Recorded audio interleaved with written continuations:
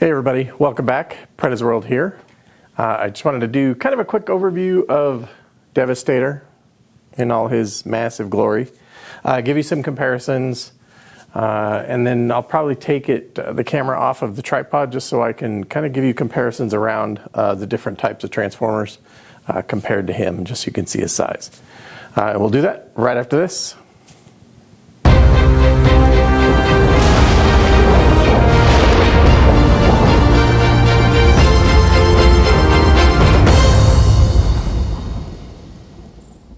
All right, so to start here, I just wanted to kind of put him next to a couple others. So you can see here, so this is the Imaginarium Arts Devastator, and he is next to the Prime 1, Generation 1 Optimus Prime. And you can see it's actually probably pretty accurate as far as the sizing goes. Because I think Optimus, if you look, most of the sizing, it kind of comes to the top part of here on Mixmaster. And then you can see to the other side here, the XM Optimus Prime, a little bit bigger, so he's probably not the same scale as Devastator, but it's still pretty close. And if you look, I mean, Devastator's just massive. So this just kind of gives you an overview of the different sizes for these three. So I'm gonna, like I said, take the camera off and I'll pan around just so you can kind of see, like, I have Starscream Megatron from XM over here. And then I have the Prime 1 Studios Beast Wars on this side over here. And then some of the movie ones underneath and above. So I'll do that here.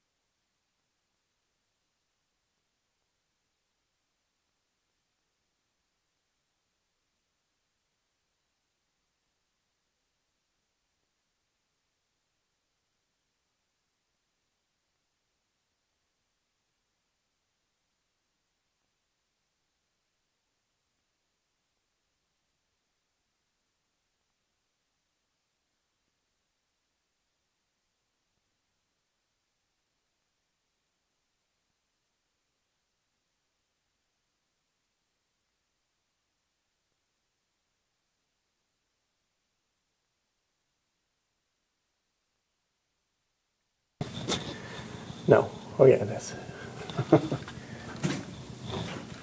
That's going to be a big chunk to cut out. Yeah. All right. Man. I really do not like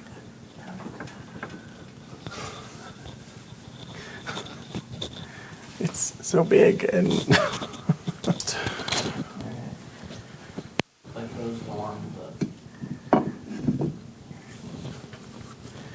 So those small gray pieces are on the floor.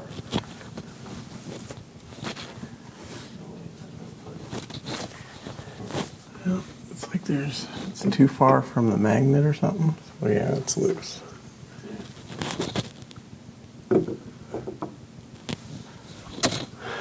Okay.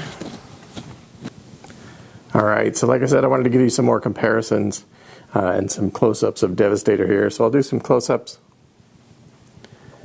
You'll have to forgive me because I am drawing a blank on all the different names of the combiner. But again, the paint's fantastic on these. Here's kind of some of the base.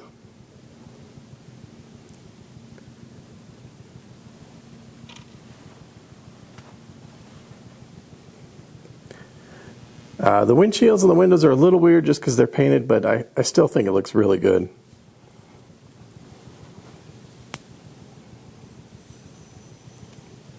Try to get you some different angles without getting anything else in the way.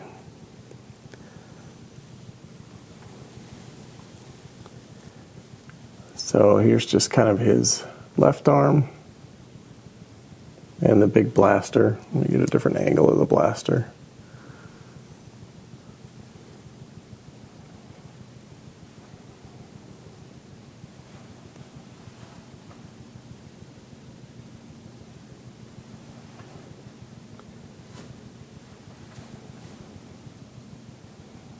You're going to get a little bit of Prime 1's Optimus in here.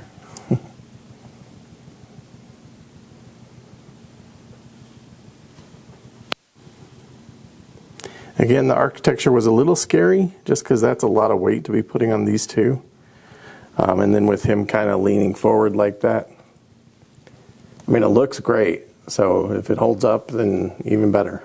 All right, so I'm going to back off some and just give you kind of some comparisons.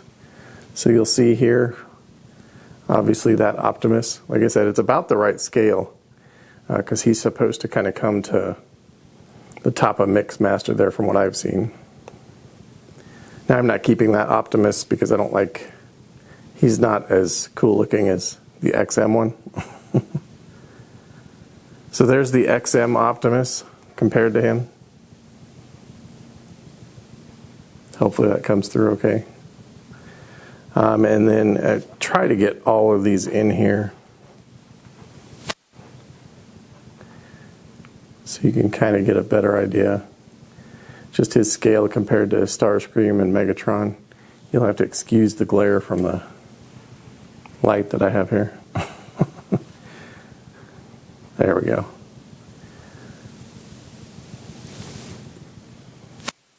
And then kind of next to the doors here, these are the Prime 1 Studio Beast Wars. And then up top you see I've got the movie versions of Ratchet and Ironhide, Bumblebee.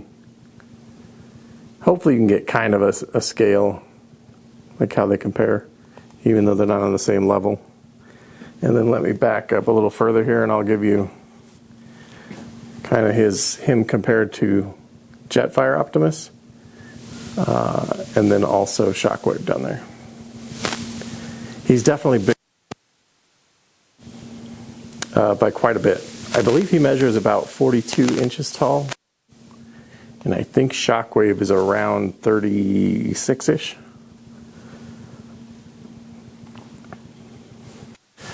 All right, so now that you've seen that and the different comparisons to them, so I just wanted to go over it real quick. So he is massive. The two boxes are the largest that I've got on any statue or from any statue maker. So I don't know the exact weight. I couldn't quite read what on the box for one of them, what the weight was, but the other one was over 100 pounds, which was the bigger one. So my guess, he's around 140 pounds, something around there. So his legs, pretty much one piece. There are some extras, obviously, some smaller things that are attached, like the little feet on the sides and in the back. A lot of the wheels down here, up here, those are all separate pieces. But it's essentially the base, two legs, his torso here, and then the arms are separate. And then these pieces actually go on top of the arms. Most of it's magnetized. The bottom, this one does have a pretty big key in it, as well as a metal peg post that comes out of it. And then the other side is a big peg, essentially. And then, so there's some small pieces on the back. Most of them are like attached to the legs and the base itself. And then the chest piece separate. It obviously is separate. This is the typical kind of original. That's more the modern head that's on there.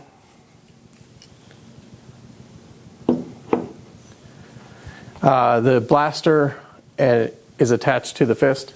The fist goes in the arm. There is a swap out for that. That is the head and that are the only swap outs. You can do this with just a fist if you wanted to.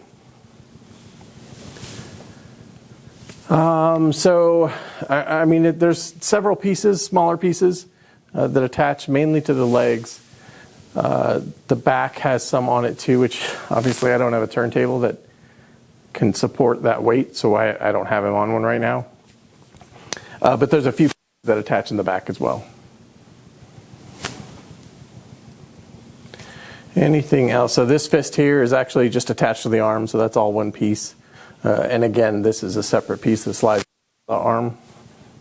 I like the way they did that one. It slides in a groove, So it kind of attaches there, like it's not going to come out. You basically have to slide it back up to get it off. But I mean, the detail, fantastic. Now the architecture is great, but it does scare me at times when I was putting it together, because these two legs attach together and then the torso sits on it. It's just a weight, and it seems like the way he's stepping. I'm hoping that doesn't affect it later on. So we'll see how that goes. What else? The paint is fantastic. I love the paint. There's a lot of rust on it.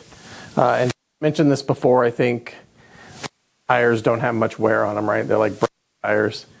So the fact that he's rusted and has tires is a little weird, but it doesn't bother me at all. They did a fantastic job.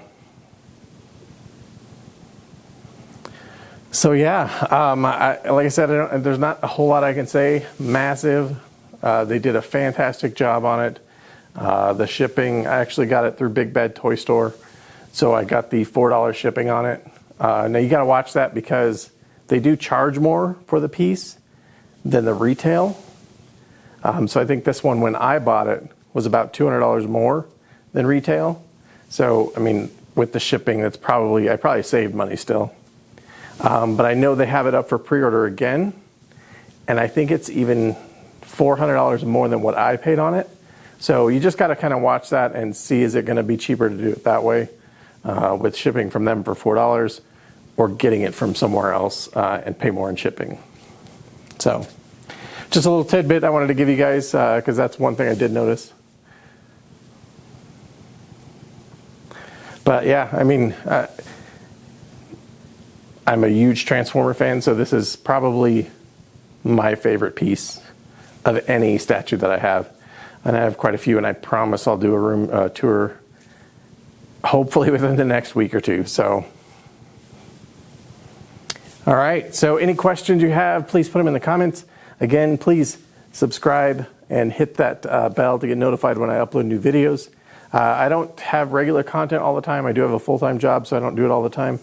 But I do have the huge Aquaman coming in soon. I'll do a review on that. And I do have the Bumblebee from XM that I'm going to be unloading or unpacking here soon. So I'll do another one on that. Yeah, thanks for coming, and hopefully I see you again. Thanks, guys.